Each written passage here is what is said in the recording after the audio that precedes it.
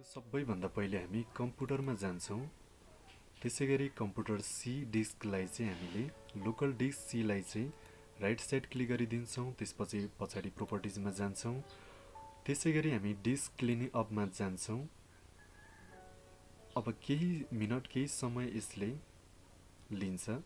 अब यसै लगत्तै हाम्रो क्लिन अप सिस्टम फाइल्स भन्ने अप्सन आइरहेको छ, यसमा हामी क्लिक गरिदिन्छौँ।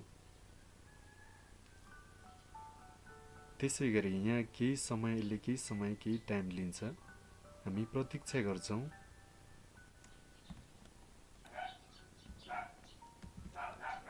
साथीहरू, त्यसैगरी हाम्रो डिस्क क्लिन अप भइसकेको छ। अब ओके भन्ने अप्सन आएको छ, त्यस पछाडि हामी यो ओके भन्ने अप्सनमा क्लिक गरिदिन्छौँ। Delete are you sure you want permanently delete this files भनेको छ, यसलाई डिलिट फाइल्समा हामी क्लिक गरिदिन्छौँ। अब क्लिन अप ड्राइभ केही समयमै यो क्लिन भइहाल्छ। त्यस पछाडि हामी ओके गरिदिन्छौँ। अब यसलाई अहिले तत्काल minimise plus R window key plus R थिच्छौँ। यहाँ प्रिपेज अगाडि मैले लेखिसकेको छु, पिआरई हामीले लेख्छौँ, पिआरइएफइटिसी एज प्रिपेज। ओके गरिदिन्छौँ। त्यस पछाडि कन्टिन्यू भन्ने अप्सन आएको छ, यो कन्टिन्यू भन्ने अप्सनमा क्लिक गरिदिन्छौँ।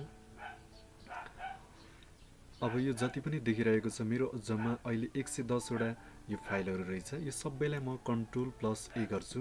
कन्ट्रोल प्लस ए गरिसके पछाडि यसलाई राइट साइड क्लिक गर्छौँ। त्यस पछाडि डिलिट भन्ने अप्सनमा क्लिक गरिदिन्छौँ अनि यस भन्ने अप्सन आएको छ, हामी यसै गरिदिन्छौँ। अब यसलाई हामीले क्लोज गरिदिन्छौँ। त्यसै गरी अब हामी गर्छौँ फेरि विन्डो की प्लस आर। अब हामीले टाइप गर्छौँ यहाँ पर्सेन्टेज टिएमपी पर्सेन्टेज। अब यसलाई पनि हामीले इन्टर गरिदिन्छौँ। यो सबै 111 वटा छ मसँग अहिले। यसलाई म कन्ट्रोल ए गर्छु, फेरि राइट साइड क्लिक गरिदिन्छु, डिलिट भन्ने अप्सनमा गएर क्लिक गरिदिन्छु। अब एस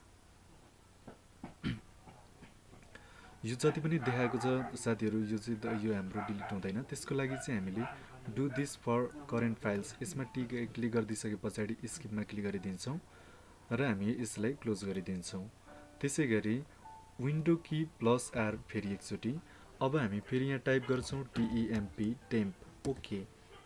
अनि यहाँ जति देखिरहेको छौँ हामीसँग अहिले 5 वटा छ यो फाइलहरू। यसलाई फेरि कन्ट्रोल ए, त्यस पछाडि right side click delete S गरिदिन्छौँ। अब साथीहरू, यो हाम्रो डिलिट हुन मानेको छैन। यो डिलिट हुन नमानेकोलाई हामी यसलाई फेरि पनि डिलिट गर्दैनौँ। अब यसलाई हामीले क्यान्सल गरिदिन्छौँ। त्यसै गरी अब हामी यसलाई क्लोज गरिदिन्छौँ। क्लोज गरिसके पछाडि साथीहरू, हामी यो रिसाइकल बिनमा हामीले जति पनि यहाँ हाम्रो डिलिट गरेको थियौँ यो टेम्पोरेरी फाइल्स सबै यसमा हुन्छ। यसको लागि हामीले डिलिट गर्नको लागि यो रिसाइकल बिनमा आएर राइट साइड क्लिक गरिदिन्छौँ। इम्पिटी रिसाइकल बिन भन्ने अप्सन आउँछ, त्यसमा हामीले क्लिक गरेर यस गरिदिन्छौँ। अब साथीहरू, त्यसै गरी अब हामीले बुझ्नुपर्ने कुरा के छ भन्दा विशेष गरी अहिले मेरो विन्डोज 7 छ। विन्डोज 10 मा के आउँछ भन्दाखेरि तपाईँको चाहिँ टास्क म्यानेजरमा चाहिँ कम्प्युटर अथवा ल्यापटप खुल्नुभन्दा अगाडि चाहिँ नि कुनै पनि तपाईँले इन्स्टल गर्नुभएको प्रोग्रामहरू चाहिँ अलरेडी खुलिन्छ।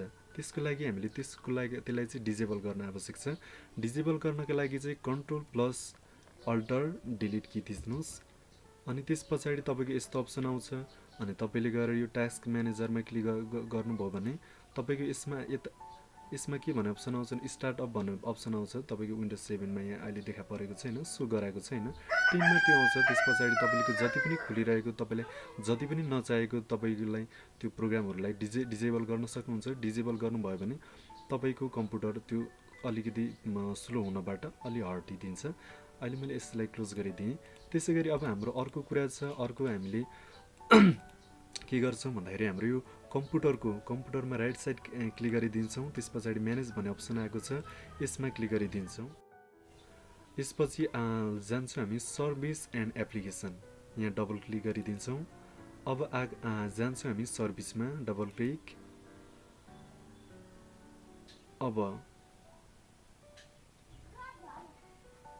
यसै गरी यो हामीले सरर तल सार्छौँ अनि हामीले त्यसै गरी विन्डो अपडेट यसमा क्लिक गरिदिन्छौँ। त्यस पछाडि यहाँ राइट साइड क्लिक गरेर प्रोपर्टिजमा जान्छौँ। प्रोपर्टिजमा गएर यसमा तपाईँको यदि तपाईँको यहाँ अटोमेटिकमा क्लिक भएछ भने तपाईँको अटोमेटिकमा छ भने तपाईँले डिजेबल गर्न आवश्यक छ। अनि त्यस पछाडि डिजेबल तपाईँ गर्नुहुन्छ, त्यस पछाडि तपाईँले एप्लाई गरिदिनुहोस् अनि त्यस पछाडि ओके गरिदिनुहोस्। अब यस पछाडि यसमा क्लोज गरिदिनुहोस्।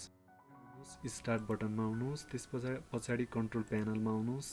कन्ट्रोल प्यानलमा आइसके पछाडि तपाईँ यो अनइन्स्टल प्रोग्राममा क्लिक गरिदिनुहोस्। डाइरेक्टली तपाईँ प्रोग्राम फिचरमा जानुपर्ने आवश्यक केही हुँदैन। अनि अहिले मसँग यति मात्रै छ, किन भन्दा तपाईँले कति छ, तपाईँले चाहेको तपाईँले इन्स्टल गर्नुभएको तपाईँलाई कुनै प्रोग्रामहरू चाहिएन, तपाईँलाई नचाहेको अवस्थामा कुन चाहिँ चाहिएन तपाईँले त्यसलाई अनइन्स्टल गर्न सक्नुहुन्छ। त्यसको लागि तपाईँ उदाहरणको लागि मलाई यो सबै मलाई आवश्यक छ, तर मलाई कुन आवश्यक छैन भन्दाखेरि मलाई यो प्रोग्राम आवश्यक छैन। त्यसले गर्दाखेरि म यसलाई अहिले डिलिट गर्न चाहन्छु। त्यसले गर्दा यसलाई म डिलिट गर्नको लागि यसमा क्लिक गरिसकेँ। अब अनइन्स्टलमा क्लिक गरिदिन्छु। त्यस पछाडि यस भन्ने अप्सन आएको छ, यसमा म क्लिक गरिदिन्छु। अब यस्तो भइसके पछाडि तपाईँको कुनै हेभी प्रोग्रामहरू एकदमै ढिलो अनइन्स्टल हुन्छ। तपाईँको एकदम ओके गरिदिन्छु। यसमा तपाईँको एकदमै कम प्रोग्राम चाहिँ छिट्टै नै तपाईँको अनइन्स्टल हुन्छ। अब त्यसको लागि मैले यसलाई क्लोज गरिदिएँ। क्लोज गरिसके पछाडि अर्को कुरा चाहिँ हाम्रो जान्छौँ, कम्प्युटरमा जान्छौँ, प्रोपर्टिजमा जान्छौँ। प्रोपर्टिजमा गइसके पछाडि एडभान्स सिस्टम सेटिङमा क्लिक गरिदिन्छौँ। त्यस लगत्तै हाम्रो यो पर्फर्मेन्स सेटिङ, यस सेटिङमा क्लिक गरिदिन्छौँ। अनि let window choose what's best my computer भन्ने अप्सनमा अहिले क्लिक चुज भइरहेको छ। हामी जान्छौँ एडजस्ट फर पर्फर्मेन्स, यसमा क्लिक गरिदिन्छौँ अनि एप्लाई गरिदिन्छौँ। एप्लाई भइसके पछाडि अब हाम्रो केही तपाईँको ब्याकग्राउन्डहरू पनि चेन्ज भएको हामीले देखिरहेको छौँ। ब्याकग्राउन्डहरू पनि अलिकति चेन्ज भइरहेको छ, तर हाम्रो फेरि पनि त्यस्तै अब तपाईँले गर्नुहोस् ओके। ओके गरिसके पछाडि यसमा पनि ओके गरिदिनुहोस्। अब यस्तो भइसके पछाडि हामीले यसलाई क्लोज गरिदिन्छौँ। अर्को कुरा के गर्छौँ, तपाईँसँग उदाहरणको लागि तपाईँसँग 2GB को ऱ्याम छ। 2GB को ऱ्याम छ भने तपाईँ त्यो 2GB को ऱ्यामलाई चाहिँ निकालेर तपाईँले 4GB को 8GB को ऱ्याम किनेर तपाईँले त्यो ऱ्याम चाहिँ युज गर्न सक्नुहुन्छ। यदि त्यस्तो भयो भने तपाईँले कम्प्युटर अझ छिटो चल्छ। किन भन्दाखेरि ऱ्यामले अलिकति त्यसको स्पेस ऱ्याममा अझै बढी हुन्छ। त्यसले गर्दाखेरि तपाईँको ऱ्यामलाई भार पर्दैन। जति तपाईँले सफ्टवेयरहरू आफूलाई मन परेको इन्स्टल गर्न पाउनुहुन्छ तपाईँले, त्यसले गर्दाखेरि त्यहाँ स्पेस बढी हुन्छ जति बढी ऱ्याममा। त्यसले गर्दाखेरि तपाईँले अर्को नयाँ ऱ्याम हाल्नुभयो भने चाहिँ अलिकति झन् छिटो हुन्छ। त्यसै गरी यसमा एउटा एन्टिभाइरस हाल्न जरुरी छ। एन्टिभाइरस तपाईँले बजारमा किन्न सक्नुहुन्छ। बजारमा म पछि एन्टिभाइरसको पनि अब फेरि पनि अर्को कुनै भिडियोमा एन्टिभाइरस कसरी अपडेट गर्छौँ त्यो पनि म तपाईँलाई सिकाउने नै छु। भाइरस हालिसके विन्डो की आर अनि TREE अनि हामी ओके गरिदिन्छौँ। Okay, that's it. यति भइसके पछाडि अब हाम्रो कम्प्युटर एकदमै फास्ट चल्छ। अघिसम्म म कम्प्युटरमा क्लिक गर्दा ढिलो हाम्रो खुल्थ्यो भने अब तपाईँले हेर्न सक्नुहुन्छ एकदमै छिटो। म्याक्सिमाइजमा क्लिक गरेँ, तपाईँ अब मेरो भोल्युममा डीमा क्लिक गर्छु, म एकैचोटि खुलेको पाएँ। त्यसै गरी म अब यहाँ अर्कोमा जाँदा एकैचोटि खुलेको पाएँ। किन भन्दा अब एकदमै फास्ट भइसकेको छ मेरो कम्प्युटर। अब तपाईँले पनि यही ट्रिक प्रयोग गर्नुभयो भने तपाईँको पनि कम्प्युटर अथवा ल्यापटप एकदमै छिटो चल्छ। एकदमै यो ट्रिक अपनाउनु भयो भने।